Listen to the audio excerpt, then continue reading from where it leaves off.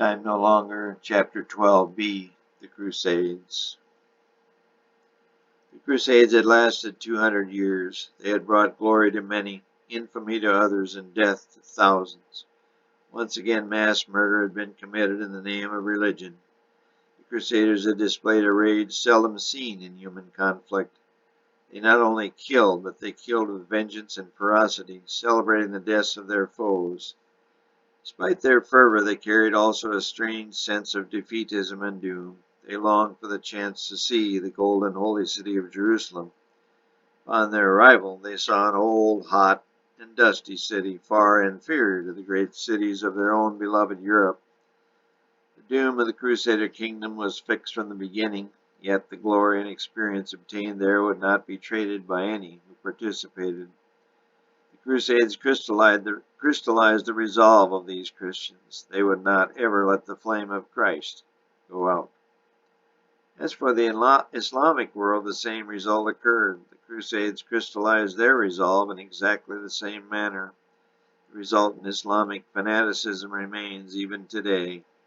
Constantinople was sacked and taken over by the Turks in 1453. Jerusalem has survived and remarkably today exists in a peaceful state, with Christianity, Judaism, and Islam as its tenets.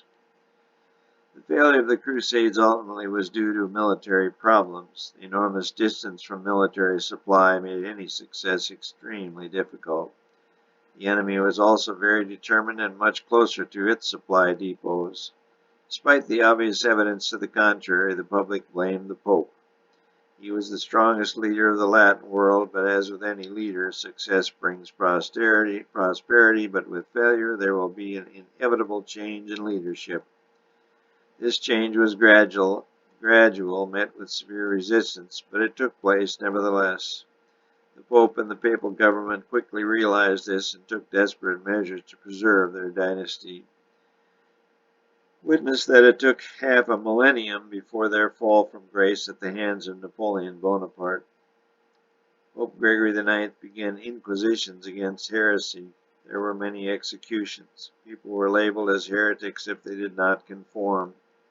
The Jews were not spared. During their first crusade, there were attacks on Jews in the Rhineland, and these attacks continued with more force and ferocity as the Crusades dragged on. Jews were not allowed in England at all from 1290 until about 1600. Attempting to further shore up his eroding support, the Pope in 1323 claimed that Christ himself renounced the use of all property. This statement implied the status of the Pope as vicar of Christ. The Pope had now elevated himself above humanity. Initially it was Mary, then the icons, now the Pope himself, assuming a new position in the scale of life.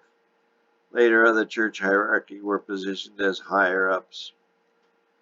Repeatedly throughout history, man puts himself above other men or even above God. It has never worked before, and in history once again repeated itself. The development of Latin Christians, also known as Roman Catholics, was now viewed with more skepticism. Originally a religious power, it had now been exposed as a civil power, though this was not readily apparent to the common citizen. People began asking questions. Was this all for the best, or should there be a de-escalation of church power? Should there not be a return to more religiously oriented church? The Crusades had been for the most part an abject failure, economically as well as politically. True, a few artifacts had been recovered and little glory had been acquired, but the cost was overwhelming. The monetary cost and the cost in lives was appalling, and they had not permanently acquired 1 acre of land. 200 years of crusading for nothing. Might we equate the Crusades with our own Vietnam War? Immense cost and loss of life in an unwinnable war with nothing to gain. History does repeat itself, yet humanity cannot learn. The Englishman John Wycliffe in 1377 was one of the early attackers of the Catholic hierarchy, and with these attacks the early seeds of the Great Reformation were sown. The body politic, long repressed, now began the long climb back into the political arena.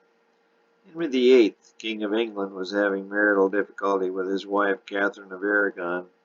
He was told by the Pope that he could not divorce Catherine, but Henry's conscience eventually won out, and he divorced Catherine. This act of defiance led to a split with the Roman Church.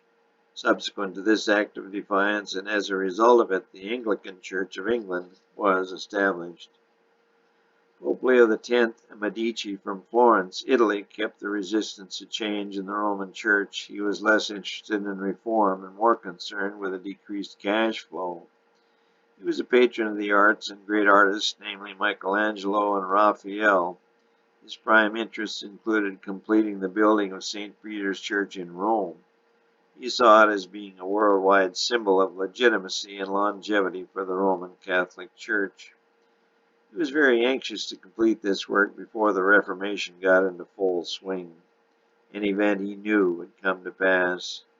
He knew the church would be hurt by this movement, but he wanted to ensure that it would recover and not die out completely. To this end, he believed the imposing presence of the world's largest cathedral would be of great value. His insistence and constant pressure on Michelangelo to complete the monumental work of the Sistine Chapel also was to contribute to the long-term preservation of the Catholic religion, and so it has. The Roman religion, despite all of its Reformation problems, remains one of the world's largest and most respected religions. Credit in part must go to the visionary Pope Leo X. Martin Luther, a German monk, saw the need for change and could not contain the need to express it. The last straw for Luther was the price of indulgences instituted for increasing cash flow for the church. Martin Luther could no longer tolerate the hypocrisy of the church hierarchy, and he fired the opening salvo of the rebellion or Great Reformation as it came to be known. Martin Luther nailed his 95 Theses to the door of the Wittenberg Cathedral and forever altered Christian church history. The date was 1517, and the resultant fallout was as swift as it was widespread. The ritualistic approach and the iconoclasm of the Roman Church were decried as the pendulum swung to the purification of self. John Calvin was a leader in French reform, as were Ulrich Zwingli in Switzerland and Menno Simons in Holland. Menno Simons, a Dutch priest, stabilized the Anabaptist movement, that of a religious group of believers who chose adult baptism. This movement later spawned the Mennonite, Baptist, and Adventist denominations. These little seeds mushroomed into a worldwide revolt that spread throughout the earth and led to literally hundreds of new religions and sects. But it didn't stop there. Many were so fed up with religion and its corruptness that they abandoned it altogether. Thus was born the Age of Reason. And you know who was smiling? The pendulum had swung all the way across, and anti-religion became the order of the day. John's period of 1260 years now draws to a close with a resounding thud. Napoleon Bonaparte, the angel from the bottomless pit, rapidly gained control of France and Western Europe. In 1798, Napoleon's general Berthier took the Pope captive. This was the deadly wound, and it cut deep. The age of enlightenment and the time of the end commenced as one.